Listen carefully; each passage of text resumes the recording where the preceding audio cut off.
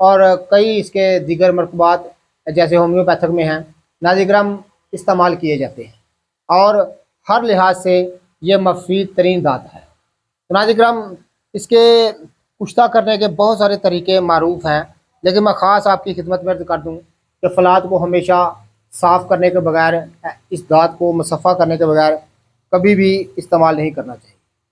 इसको मुसफ़ा करने का बेहतरीन तरीका जो ये है कि इसको आग में गर्म किया जाए, जब बिल्कुल सुरख हो जाए तो दही की छाछ यानी लस्सी में इसको भिजा दे दिया जाए। 7 बार ऐसा करने से लोहा बिल्कुल जो है वो मुसफ़ा हो जाता है।